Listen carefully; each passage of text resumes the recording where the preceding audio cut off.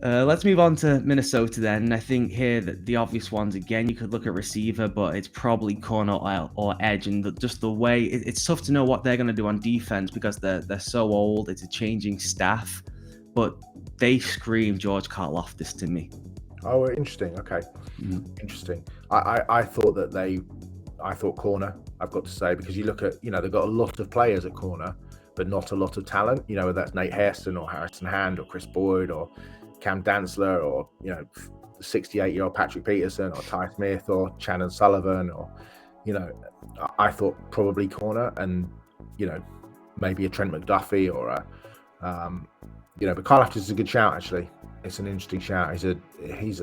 His stock's all over the board as well, which I don't really just a really solid high floor. It's a tough one as well because he ticks all the boxes of the football guys, right? Because they love the power rusher. Yeah, football guys love power rusher, and then the analytics are so off the charts. That these things flash up on Twitter of these like test scores, and there's green boxes and red boxes, and you go through all the players, and he's got like the most green boxes compared to historical comparisons of any of that group, including Walker, including Thibodeau. So for the analytics crowd, for the football guy crowd, he ticks them all, and yet it's not like he's ever been in the conversation like an Aiden Hutchinson, which is not too dissimilar a play profile. Aiden Hutchinson's a more versatile player than Karlaftis is. He just does what he does very well. Yeah. But as you said, high floor. And if you're rebuilding a defense, and Danielle Hunter's had the injury concerns, but you know how he plays, their styles would marry up really well if he is healthy and they're able to play together.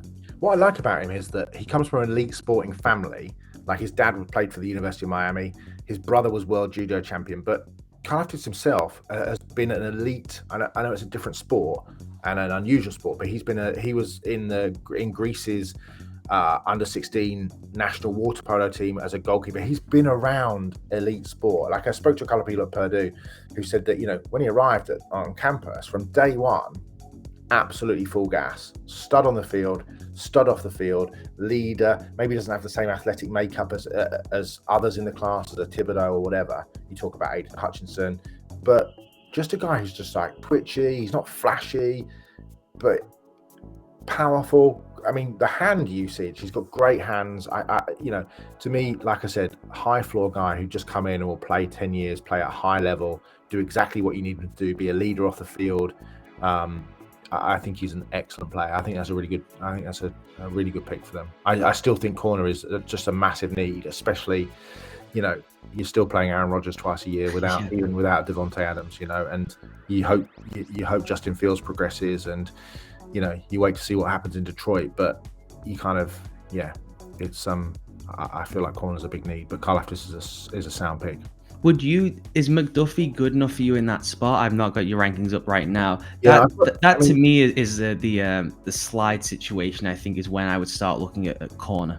Yeah, it's interesting to me because I have some issues around Gardner. Not issues. I have Andrew Booth as the number one corner. Yep.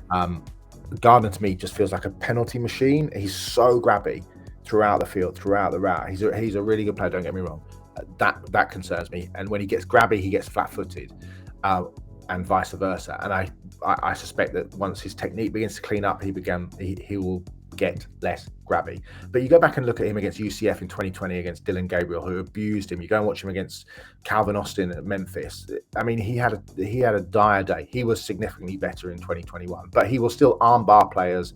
He will still initiate contact time and again beyond 5 yards. He will stop those feet moving. He'll fall behind in a rep. He will get panicked. He will get unbalanced. He'll start tugging and pulling. That for me, that worries me. And so, but I also think he's going to go significantly higher than this position that we're talking about.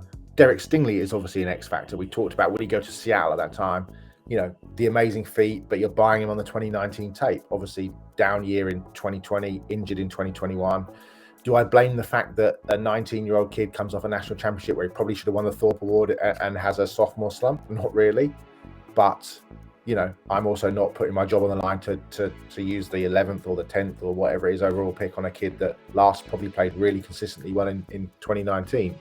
So I don't know. I think, to me, I have Kyler Gordon, the Washington teammate of McDuffie, more highly rated, but I think it just says something about the quality of the class. I mean, it's testament to how good the corner class is that McDuffie is the 6th player on my board, because I think this is a solid, consistent, high floor corner.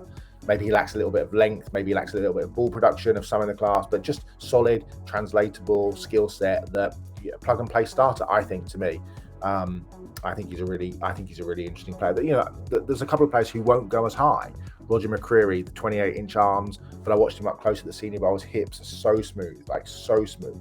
And you watch him up against a John Mechie and a Jameson Williams and a Traylon Burks and those guys in the SEC, the kid at LSU, who's going to be a high pick next year. And you just think, this is just a really, really good player. And I suppose a bit like wide receiver, as we talked about it earlier on, when you get into the Sky Moores and the Christian Watsons, you get into that day 2 area, and you've got, if Kair Alam is still there, I love Jalen Armour-Davis of Auburn, but you've got Martin Emerson of Mississippi State, you've got Tariq Woolen, the kid at UTSA, who's really good at the Senior Bowl, and people are talking up as a early day two guy. So there's a lot of quality there. The McDuffie one is tough for me. The Washington guys all scare me until they change that scheme. It's so good. And this is again going back to the bias of like, okay, so those Washington guys scare me because the specifics of the system they run, the footwork, all that jazz, doesn't often translate to the NFL when you start saying, hey, can you run bump and run coverage for 30 snaps a game minimum?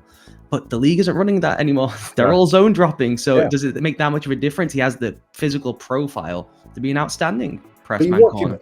I liked him when he played in man, but then Jimmy Lake obviously runs that sort of cover 3 scheme, and I think they're doing things that you are seeing more and more, and maybe even 2 years ago you weren't seeing, but now you're seeing them more and more as the NFL continues to evolve in those, like we talked about the linebackers, that evolution is happening almost week on week now with these kind of young innovators that are coming into the game. So the Alam one's fascinating too, because someone has him as their top corner.